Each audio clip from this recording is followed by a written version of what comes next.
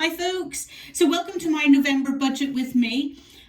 Today I'm going to start with some of the principles I try to live by. I am not perfect, which is why I do try to use a budget, because it's the only thing that will try and keep me on track. I am using the word try quite repeatedly and deliberately is because I'm not perfect, and I do overspend, and I do need to be reined in. So I need the boundaries. So these are some of the boundaries and the principles that I live by. And then I'll go into my actual budget as well.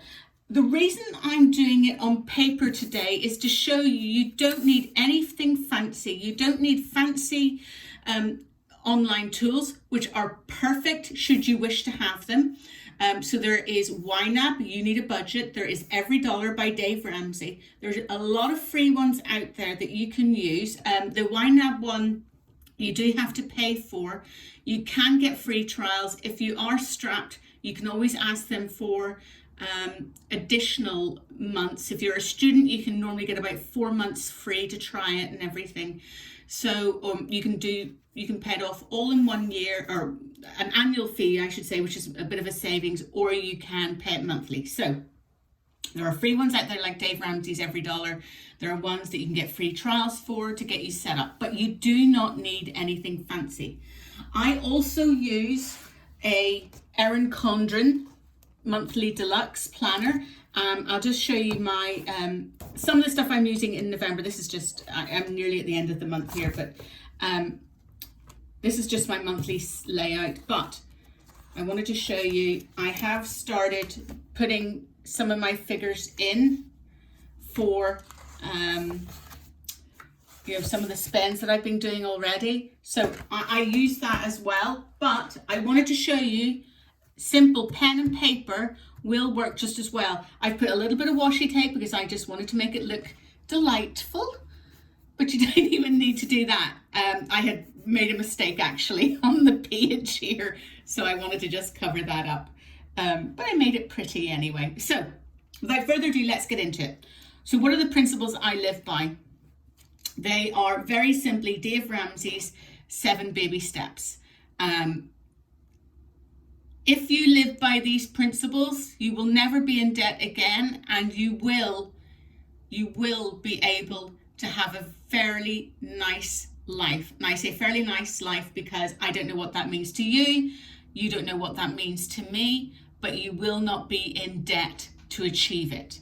Okay? This can work with any wage, any salary level, big, small, or somewhere in the middle. So I just want to put that out. So the first one is the emergency fund. That is, now I'm going to use dollars or pounds because I'm obviously here in the UK. It doesn't matter. Have 1,000 by hook or by crook.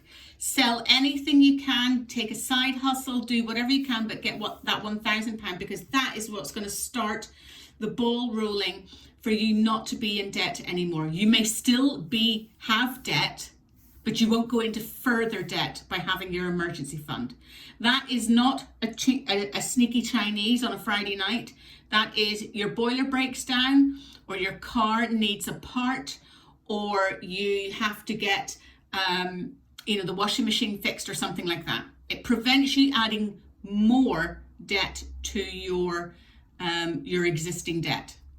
When you have that, you've got a bit of breathing space, and that allows you then to move on to step 2, where, let's face it, quite frankly, most of us spend our time on baby step 2, which is pay off all debt except the mortgage. That comes later.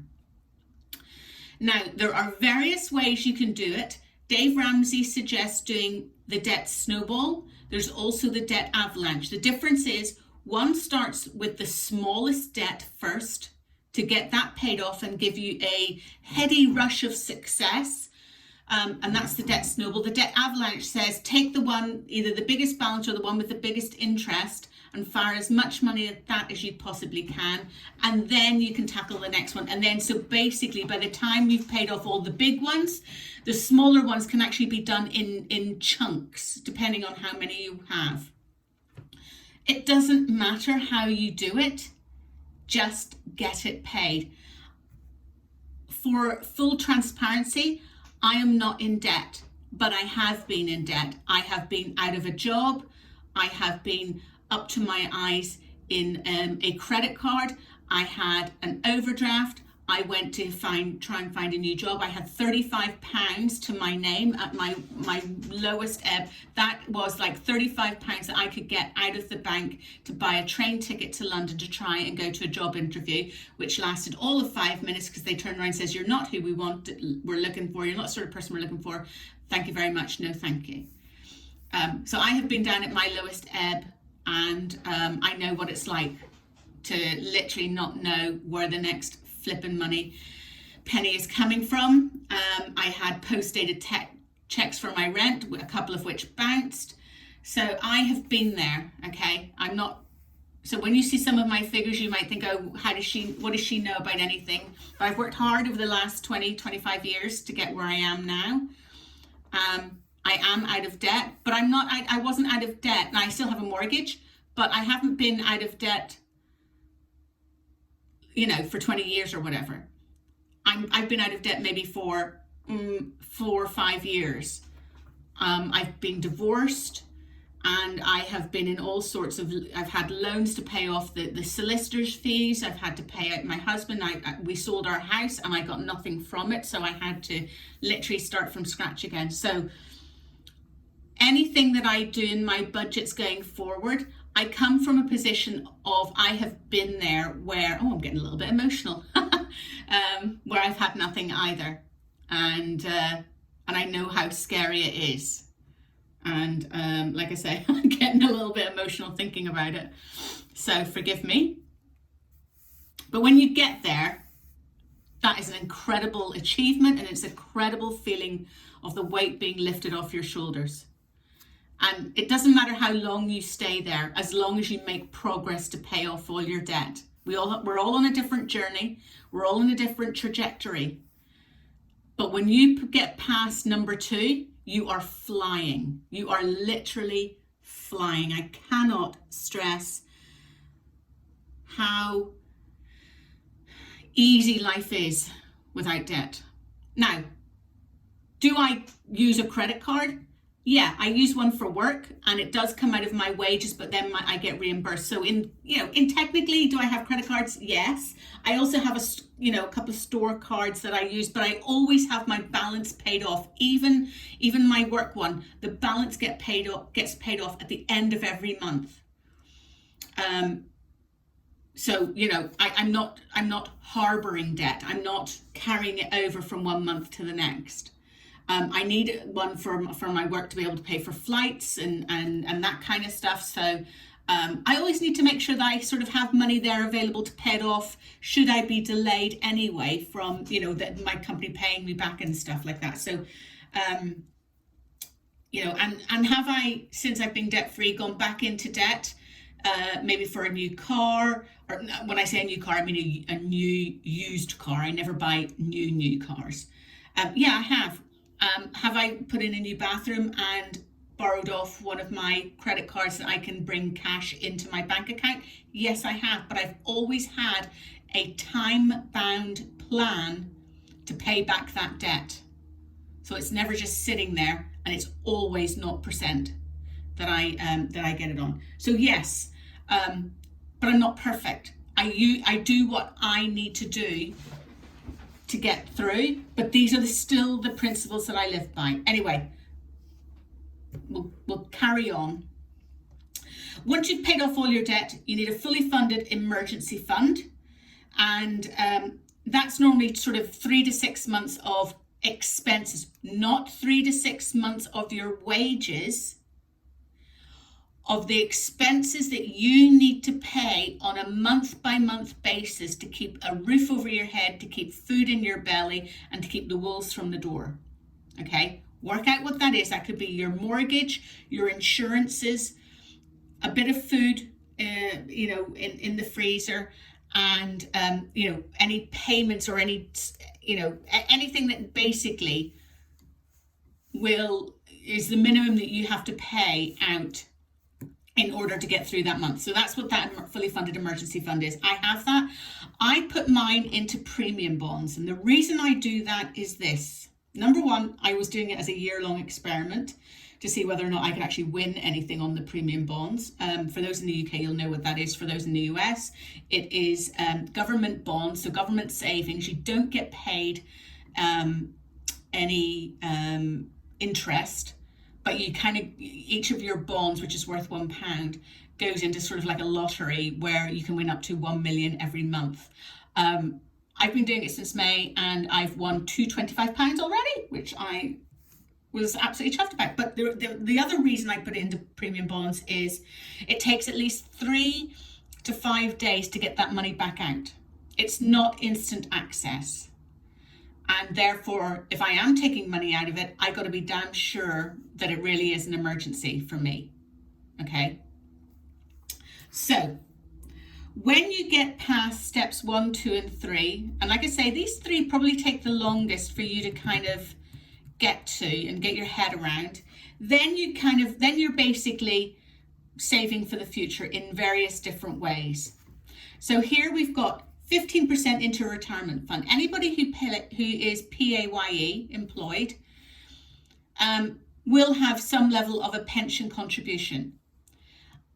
I make mine up by 3% that my employer pays. It's not an awful lot, but it's a startup company, so you know, it is what it is. And then I pay 12% in my salary sacrifice. So that's how I get my 15%. I have in previous jobs paid up to 25% into my retirement fund, but it's a balance, but a minimum of 15%, however that is made up. So if you've got a really good employer contribution, you might not have to pay as much in. After that, now this is step 5, which I think is probably the one that is the most optional or the most flexible. It's, for those in the US, college fund for kids. For those of us in the UK, it could be paying into a child trust fund if you had that, or a junior ISA, or anything that's going to develop you. So if you have professional qualifications that you need, anything like that, that's where this comes in. So I kind of call that the most flexible particular step, because you may not have children, or you may already have all your, you may have all the qualifications you need for your job, in which case it may be then saving up for something particularly large that you need. Maybe it's a new car, maybe it is an extension to your house or something like that. I don't know. I just like to think of it as the flexible one. I pay a little bit of money into my son's child trust fund every month, the savings one. I was a little bit naive and should have done an investment one from the beginning, but anyway, he's got a savings one, and that's that. And then number 6 is pay off your mortgage. Now, I suppose that's where I'm in progress at the moment. The other thing I would say is 4, 5, 6, and even 7 can all be done concurrently. So for example, if you're already salary sacrificing your retirement fund and you've got money left over, you can put it into your college fund or your personal development or whatever you're saving for. If you've got money left over, you can put it into your mortgage. So I tend to do the rest of these all in, concurrently. So at the moment, my mortgage at a minimum is £350 a month. I actually pay as a minimum £600 a month because I like to overpay my mortgage. I also, if I've budgeted out, I like to try and put some additional money into the mortgage, almost like a debt snowball kind of thing. So I'm using my mortgage now as my major debt. So anything I have left over after I've sort of done all my budget, then I put it into my mortgage. And then the most important one at the end is to build wealth and give generously. I'm not of a religious bent, shall we say, but I do believe that what you give out, you get back tenfold, and so therefore I think this is a very important step. Build wealth basically means just investing your money wisely. I do have investments. I have some Vanguard life strategy that I pay a couple of £100 a month into each month. I actually use that as I treat it as a bill. So it's, you know, I treat it like it, you know, I'm paying my future self. And then Give Generously, you know, charitable, or, you know, setting up your family for future wealth and happiness, or whatever it is, whatever that Give Generously means to you. I definitely do subscribe to that. Okay, so now that we've done that, I want to do some very basic, back to basics of the budget plan itself. I'm probably going to split this into part 1 and part 2, because I'm already up to 15 minutes just explaining Dave Ramsey, which I've done. If you've looked at my other 2 Dave Ramsey videos, I've done exactly the same. I spend most of my time talking about it, but I think it's important. You get the principles in place, you get the framework in place, everything flows from that. So, simple budget plan, and again, I do this on paper, okay, whether it's in my little ERIN Condren book or if I do it on this, it doesn't matter. You don't need to spend money to do a proper budget. In essence, your budget is your income minus your expenses gives you your savings, okay, in essence, or towards your debt snowball, depending on where you are in the world, you know, in your debt journey. Income can be anything from your wages, child benefit, any government payments, any side hustles, like if you start to watch my new series, I'm going to be building an Etsy shop from scratch, literally from scratch. I know nothing about it, but I'm doing it as a hobby. I'm doing it as a project for 2020 to see if I can do it. I'm going to be very transparent. It may cost me everything in terms of any money I put into it. I may not get a penny back out of it, but it's an experiment and I'm going to have some fun with it. You may have a part-time job, or you may just, you know, sell things on eBay or Amazon or whatever. Expenses are anything, any bills you have to pay, anything like your mortgage, your insurances, any government taxes, anything like that are your bills. Anything you have to pay each month just to live. So whether or not it's anything in your house, or any groceries, petrol, gas, any electricity bills, anything like that, those are your expenses.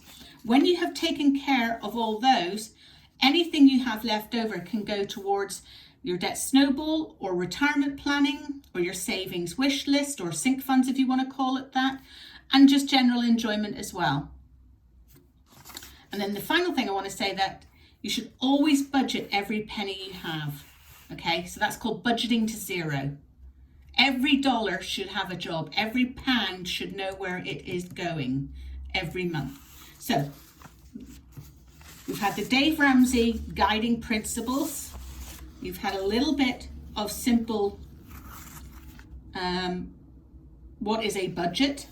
And now we're going to go, I was going to write it all out again, but I think I might just show you, for the sake of time, ones that I've already done out. These are real numbers, rounded numbers in terms of this is, I always budget round numbers. And then at the end of the month, obviously some will be a little higher, some will be a little bit lower, but I just like to, personally, to live in round numbers. So my income this month, this is what I had in the bank at the beginning of the month, £3,536.85. So expenses, these are my direct debits. These are my auto pays, if I think it's called in the States. These are the things that come out of my bank account pretty much on the 1st or 2nd of every month. There's a couple that sort of are slightly later in the month, but typically I get paid monthly, and these all come out. I like to have it coming out before I get my hands on my money, as it were. So I know that everything gets paid. So I have my mortgage. I have an additional pension. So I do pay into my pension by salary sacrifice, but I have an old work one, which I do keep up as well. I have rates in Northern Ireland, which in the UK is equivalent to the council tax. In the US, I suppose that would go to things like your housing association taxes, or your water and bin collections and all that good stuff. We call it rates here. I have my internet, my mobile phone, my electricity. Now my internet, I want to say that's quite high, but that also includes my son's mobile phone as well. I also work from home, so I have the fastest, the super fast, whatever, fiber. So I do pay extra to get pretty much a really good line in because I do work from home. My mobile phone, my electricity, my investments, as I said earlier, I treat them as if they are a bill rather than, you know, a savings. I have my Netflix. You can notice on here, I don't have any cable. I don't have any Sky TV. I don't even have a TV license for those of us in the UK because I no longer watch terrestrial TV. I have a couple of little pet stuff, and then this is my child trust fund. This is what I pay towards my son's future every month as well. So those are the things that come out every month, hell or high water. This month I do have a credit card. Again, as I say, everything gets paid off in full every month. I spent £130 on a couple of early Christmas presents, and if I took out the store card, I got an extra £10 off, and then I got another bit, you know, 15% discount and blah blah blah and whatever. So I may not even use that card again, but I got it for the savings for the gifts that I bought. Then we have what's known as our cash envelope. Now, I don't use a cash envelope per se anymore. What I use is a prepaid card. I use HyperCard. I'll link it down below for those in the UK. It works exactly the same as a cash envelope in that you can create jars. So I have little jars in my prepaid card on the app where I can allocate the 650 quid, I put it on in the month, and then I allocate it to these different jars. And then I link my card to each jar that I want to spend the money from. So let's say I was going out for petrol. What I would do then, I say that petrol is the one thing that you cannot use your prepaid card for. And the reason is because being a prepaid card, you might, whatever way their electronics works, pay at the pump, I should say, does not work for a prepaid card. I think it does work though in the actual, it works obviously in the actual cashier's till, but it doesn't work pay at pump. I just want to put that out. But anyway, that's by the by. You can create little jars, which are exactly like as if you had a cash envelope. And then I just use my card rather than actually carrying cash. So I try not to use my debit card necessarily during the month, although I have done this month because I haven't actually pulled my money across into my prepaid card yet. But anyway, I like that because you can, if I had only £50 left and my grocery bill was £53.62, it would not let me take from the groceries because I wouldn't have enough money in there.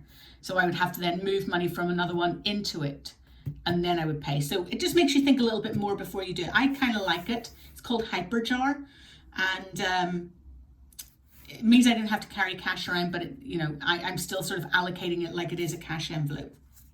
So totaling all that up, my bills come to £13.52. My credit card was £105. My cash envelope is £650. And that came to a total of £2,107. So taking income minus expenses gives savings. Let's go on to the next page. So the total that I have, which is income minus savings, income minus expenses, is £1,429.85. Right, now, sync funds and savings. I like to treat them as put them into two different categories. Needs versus wants, okay?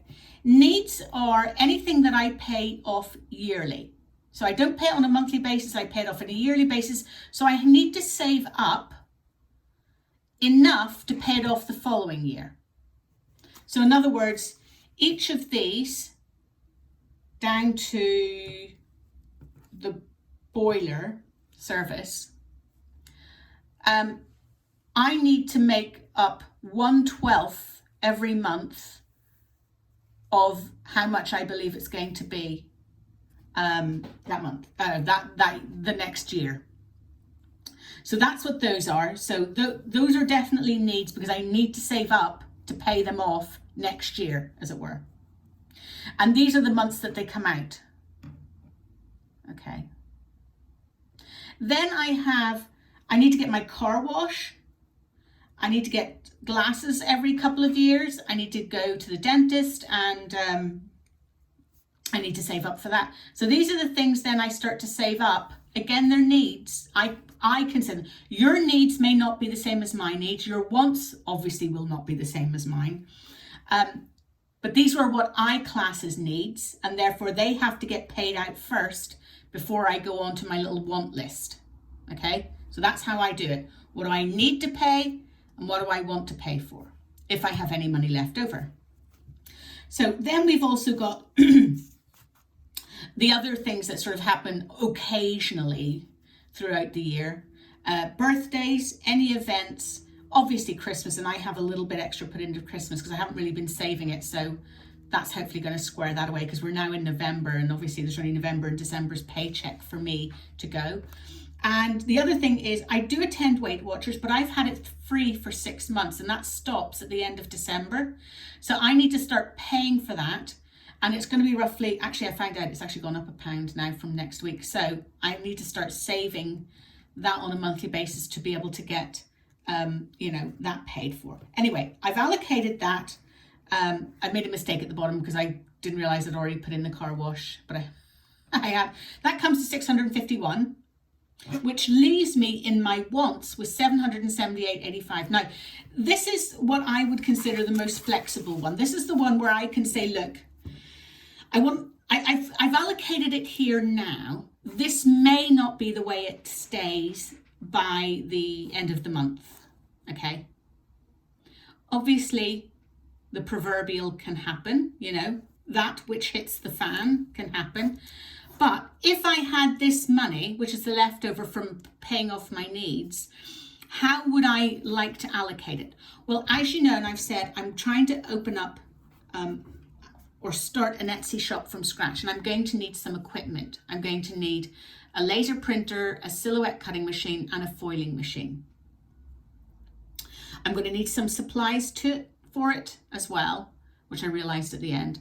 And I'm going to maybe need a website of some description, even just a blog that I'm doing this. And then I'm saving up for a new bed for my son, and obviously Black Friday's coming, so I want to go a little bit mad. And then that was literally just the rounded odds I've put in as extra fun. It's just the rounded odds. So that is my money given a job. And as I say, the wants are the ones where it's the most flexible. I mean, do I really want to buy a mink? Well, I won't be able to, because I might actually be able to buy a mink machine this month, because I think they're about £90, but the laser printer is about £200 or £300. The silhouette, I think, is about £300 or £400, something like that. I don't know. I really want a telescope, but really it's not my priority this month to even think about contributing to it.